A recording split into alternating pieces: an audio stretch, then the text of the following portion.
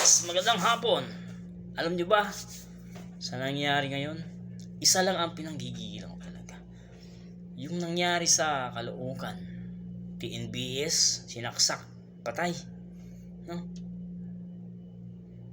Ang masaklap pa nito, mga tol, ang suspect, labas-pasok sa kulungan. Marami ng kaso pala yun. Isip-isipin natin,